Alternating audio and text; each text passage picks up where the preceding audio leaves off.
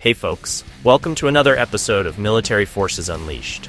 Today, we're diving into something that might just blow your mind: the insane cost of military spending in the United States.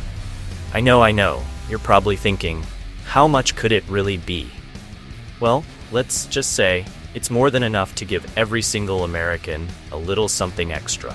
But before we get too deep into that, make sure you hit that like button if you're curious about how much we spend on jets, tanks, and aircraft carriers. Because trust me, you won't believe these numbers. And if you're new here, go ahead and subscribe so you don't miss out on any of our upcoming military breakdowns. Alright, let's get into it.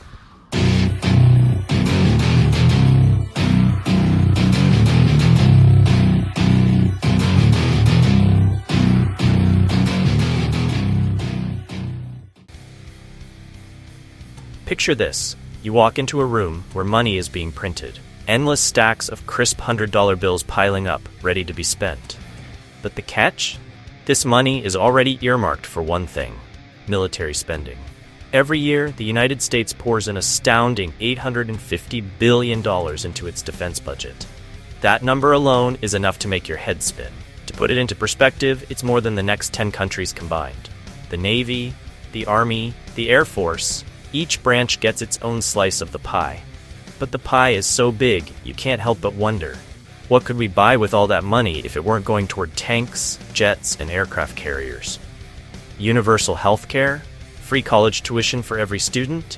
Heck, we could even fix all the potholes in the country 10 times over. But before you jump to any conclusions, let's be clear. This isn't about saying the military doesn't need the money. The world isn't getting any safer, and a strong defense is critical. But the question we're asking here is more nuanced. How does the cost of defense compare to the everyday needs of Americans? And can we strike a better balance between the two? Let's start by taking a closer look at the numbers. The U.S. Navy alone operates on a budget of around $255 billion. That's enough to provide a 4-year college education for over 11 million students. The Air Force? Their annual budget is roughly $200 billion, which could cover health care for nearly 60 million Americans for an entire year. And the Army's budget, sitting at around $85 billion, could solve a whole range of infrastructure problems, from crumbling bridges to outdated public transportation systems.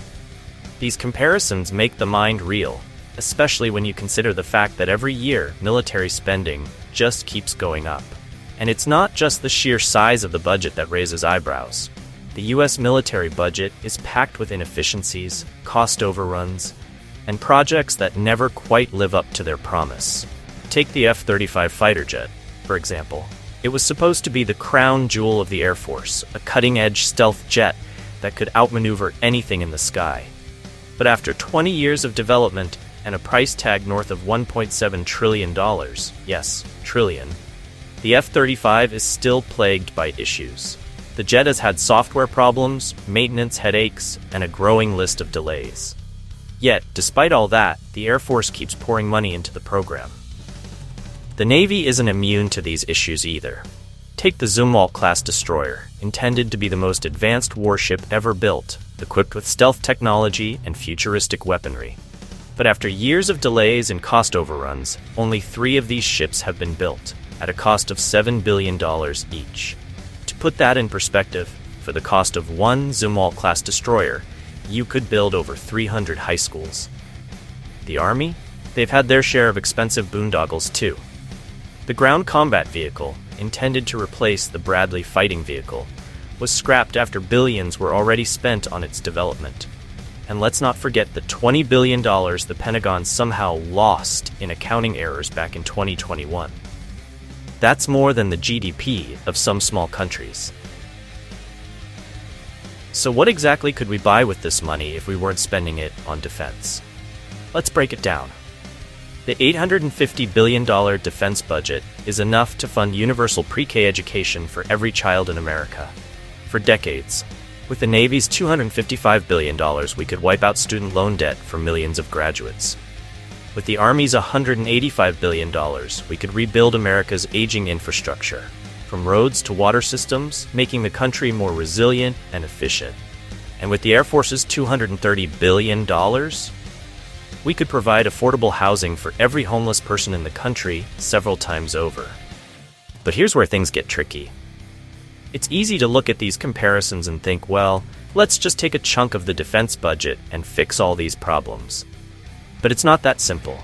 The military isn't just a money sink, it's a massive job creator. Hundreds of thousands of Americans depend on defense contracts for their livelihoods. The defense industry also drives technological innovation, with advances in things like GPS, the internet, and even medical technology often coming out of military research programs. And then there's the small matter of national security. The world is a dangerous place, and cutting defense spending could have real consequences for America's ability to protect itself and its allies. So, while it's tempting to play the what-if game and imagine a world where we redirect military spending towards social programs, the reality is more complicated. The U.S. needs a strong military, and that costs money. Lots of it. Every few years, Congress debates the military budget, and the same arguments come up again and again. On one side, you have those who argue that the Pentagon's budget is bloated and inefficient, and that some of that money could be better spent elsewhere, on education, healthcare, or infrastructure. On the other side, you have those who argue that any cut to defense spending would be a gift to America's adversaries, and that a strong military is non-negotiable. The debate reaches fever pitch during times of economic uncertainty. When Americans are struggling to make ends meet, it becomes harder to justify spending $100 million on a single fighter jet, or $7 billion on a warship. But when tensions rise internationally, those same expenses start to look like a necessary investment in national security.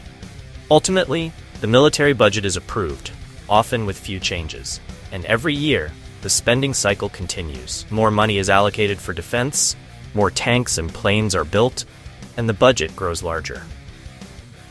So, what can we take away from all this? First, it's clear that military spending in the U.S. is massive and at times inefficient. There's no denying that the Pentagon could tighten its belt in certain areas. Whether it's cutting back on over-budget programs or reining in cost overruns, there's room for improvement. At the same time, the U.S. military plays a vital role, not just in defending the country, but in driving innovation, creating jobs, and maintaining America's global leadership. But the most important lesson? Balancing military spending with domestic needs isn't a zero-sum game. The U.S. can and should do both. We can have a strong military and invest in healthcare, education, and infrastructure.